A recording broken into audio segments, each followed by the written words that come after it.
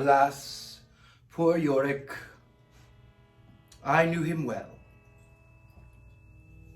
William Shakespeare famously said that all the world is a stage and all its people players. But the question remains is that long after that final curtain drops, do the players continue to play out on that stage of the afterlife? There are many kinds of spirits, many kinds of hauntings. Many have heard of the Lady in White, or the Grey Lady, or the Black-Eyed Children.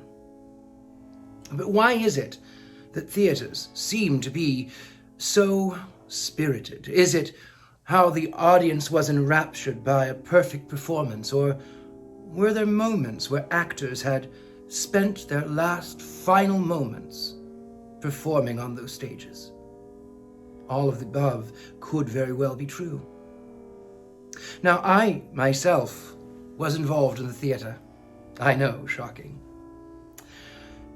I performed in this beautiful theater built in the 1920s in a little town in Oklahoma. It was on Route 66.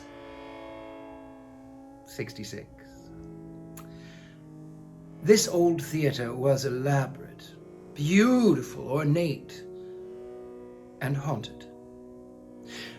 There were dressing rooms that were stacked one on top of the other after another after another. And I, always arriving to the theater on time, rather early, I always took the top dressing room because I did not wish to be disturbed. And one day, I was preparing myself to go on stage for the ballet. The lights went out. This woman walked behind me, and the room got cold. Well, I turned around, and of course there was no one there in the physical eye that I could see. And I went about my business. I continued to put on my makeup, to prepare myself for the role of a lifetime. After my performance, the man from the Historical Society came to my dressing room to thank me, to congratulate me for a job well done. And then he said, it's very strange that you have this dressing room. Way back when this theater was built in the 1920s, there was an actress that always had this dressing room. She was the diva. She felt that there was no one above her. Well, sometime in the 1940s, this woman had passed away tragically. Then, in 1959, right before the theater closed for the final show, there was a woman here. And she was young, and she was excited to be opening up in this beautiful theater. Well, she had arranged all of her makeup and all of her parfums in preparation for her stage debut. Well, everyone in the theater heard a loud crashing sound, and this poor woman came running down the stairs, screaming at the top of her lungs that there was someone in her dressing room with her. And the story she related was this, that there was someone in the room. Someone walked behind her in the mirror, and it frightened her.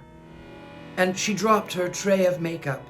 And then, when she turned around, there was no one there, but it was very terrifying, so she ran down those stairs, met by all of the cast.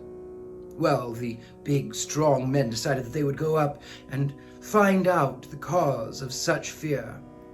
And to their surprise, not only was there no one in the dressing room, all of the parfum and makeup bottles were back in their order.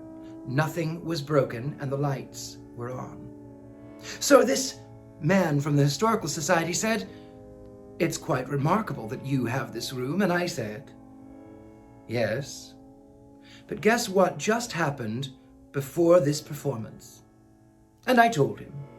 And he said, "Well, she must like you." And I said, "The world is a stage, and she knows In this life, this is my stage. And as always, I've been your host, Richard-Lael Lillard, the Gentleman Psychic. Till next time.